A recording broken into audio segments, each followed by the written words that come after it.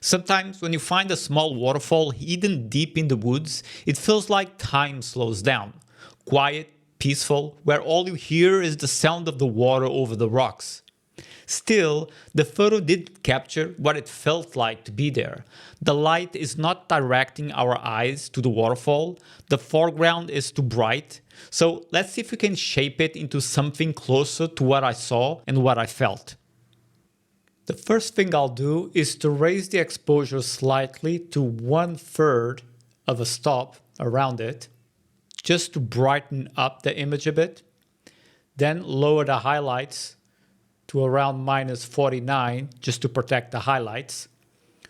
Raise the shadows to around 48 so I can recover some of the details.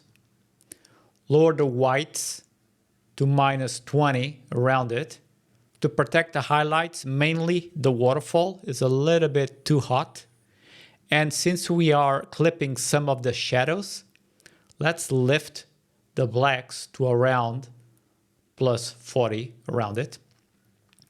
And now the image seems a little bit too blue, so let's give it a little bit of yellow by raising the temperature to 7500. And now moving lower. On the detail panel, let's raise our masking to around 80. Let's raise the details, lower the radius. Sharpening, we set around 70. And don't forget to remove chromatic aberration. And now let's do a crop. I will do a 4:3 crop, which I think gives it a more balanced composition. I just need to adjust. Let's move up so I can remove this piece of rock that is not wet. So we move higher. So that's perfect. So now we have our base ready, so we can move into Photoshop.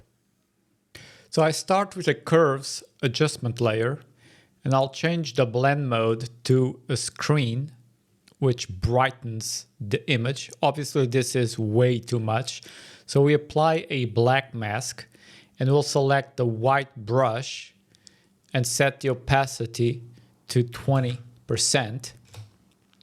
And now we'll brighten these areas here that are darker near the waterfall itself.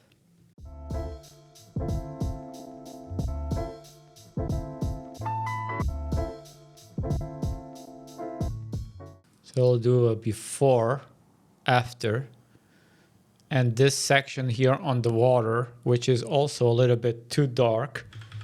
So let me also brighten a little bit.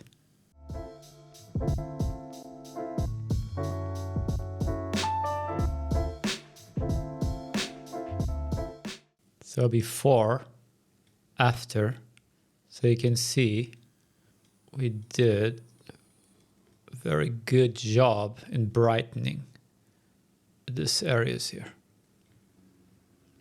Now, the foreground feels a little bit too bright than the background, and I want to invert this. So I'll open the TK Multimask, I'll open a color grading layer, select the midtones, and I'll lower them to around -18. So you can see how the image got darker, but we only want to affect the foreground, right? So let's apply a black mask to the color grading layer. Select again our white brush. We raise the opacity to around 50%. And let's now enlarge our brush and just hit this area here on the foreground.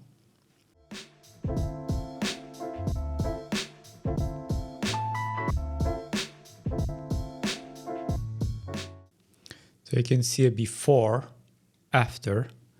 I feel we can darken a little bit more. So let's create a burn layer.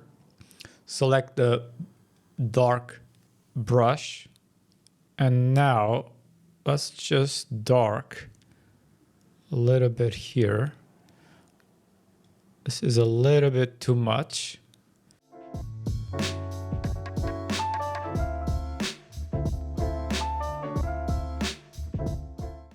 And let's lower the opacity to around 50%.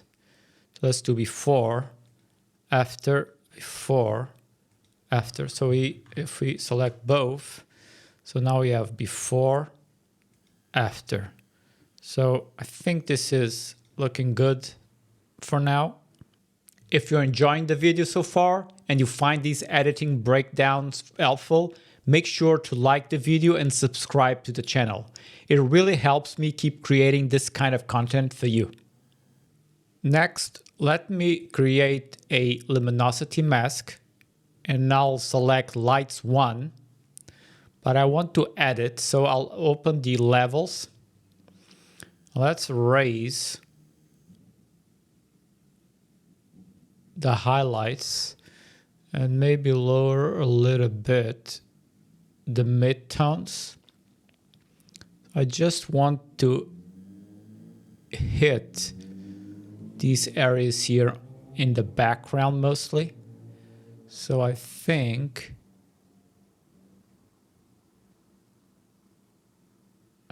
this is okay. Okay, so let's back to the multi-mask. And now let's apply it to a curves layer.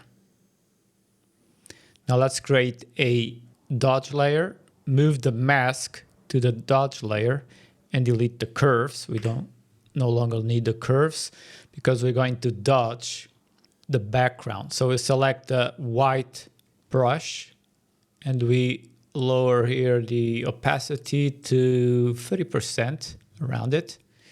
Let's decrease the size.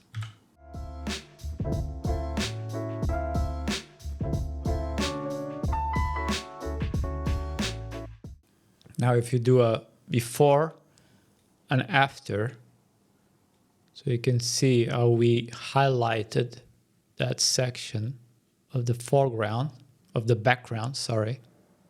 Now I think we need a little bit of more depth, so I'll create another dodge layer. And this time I'm going to freehand paint, but let me lower the opacity to around 20%. And now let me just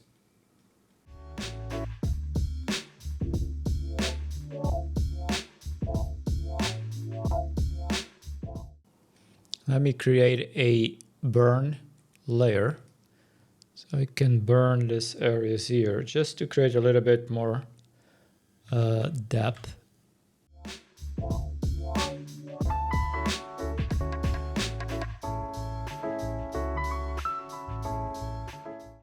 So you can see a before, after, nice.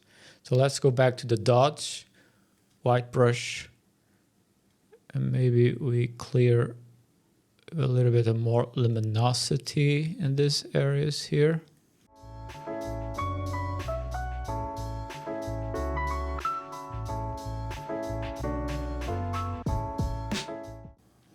So if we select both, before, after, before, after, I like it. I really, really like this. Give really depth to this moss here on the rocks.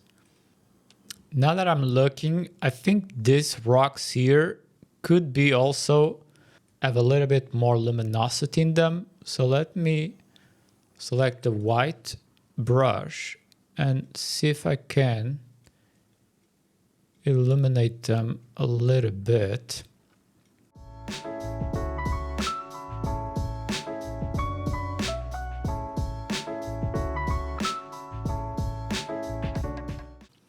See before, after, nice. And now let's go to the burn layer, black brush, and let's give a little bit of more depth to these rocks.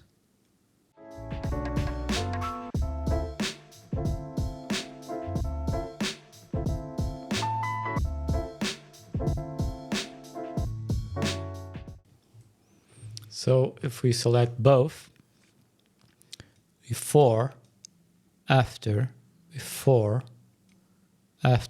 I like this really, really good. It's really as I was thinking.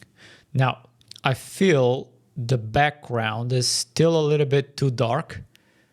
I would like to raise the brightness of it a little bit. So let's create a color grading layer, select the midtones, and let's raise the midtones to around plus 14. So let's do before, after. I like it. So let's put a black mask so we can hide everything. And now we select the brush, white brush.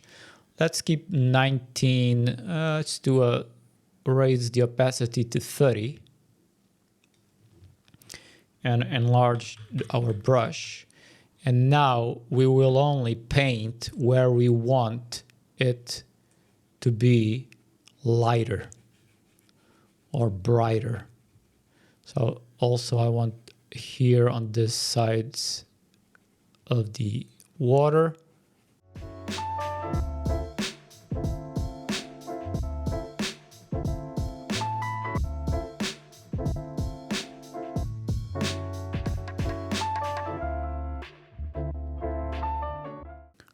So let's do a before, after, before, after. I like it. So we started here and we are now here. We can see how we shift where our eyes focus at. So instead of the foreground, which has more light than the background, we shift that look. Now our eyes focus more on the background where the waterfall is and not so much on the foreground, which is darker. I do really like this. Now I feel the background needs a little bit of glow. So I'll create a Orton effect. So let me create a smart object first of all the layers below. Then we go to filter, blur, Gaussian blur. 24 pixels is our radius. Click OK. Then we open the camera raw filter. And we raise the exposure around here. We raise the temperature a little bit yellow. And we raise the vibrance of our colors around here. Click OK. And now we'll lower the opacity to around 20% there. So you have before, after, great. But as I always say, shadows don't glow, so we need to control this overall glow. So we could use the blend if mode, or we can create a luminosity mask, lights 1. So let's apply it to this layer. And now if we do a before, after, we can see the glow is way much more controlled. Let's raise it a little bit to 25, 26, before, after. But still, we can see the glow is affecting some parts of the foreground and the rocks that I don't want. So let's put it in a group. So let's create a group with a black mask. And now selecting the white brush, 50% opacity is okay. So let's just paint where we want to see that glow, which will be the brightest areas here on the foreground. The dark areas will don't have, since we are protected by the mask here.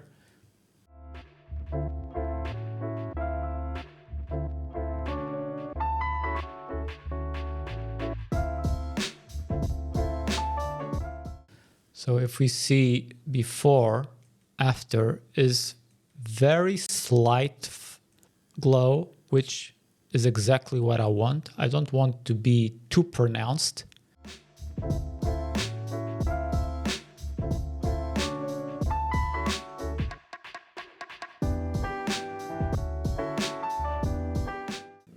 Let's see before, after. So we started here and we are now here.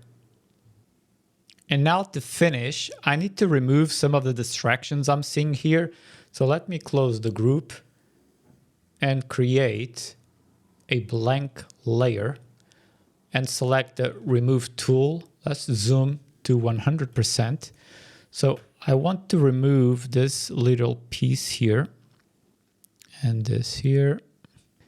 Also this section here, which is complicating with my OCD. Nice. I also want to remove this leaf here on top of the rock, and also this small leaf here. And I think that's all. Oh, I want also to remove this section here that we can see of the rock that is dry. Yeah, it's much better. And remove this also. Okay. And I think that is all that I wanted to remove. I also find these white stones or whatever this is a little bit distracting on this rock and the moss. Okay, let's back to 100 to fit size. So we started here and we end up here. It's a subtle but powerful transformation. The attention is now on the waterfall, not in the foreground as before. If you enjoyed this video and want to see more editing breakdowns like this, don't forget to like the video and subscribe to the channel. Thanks for watching, and I'll see you in the next one.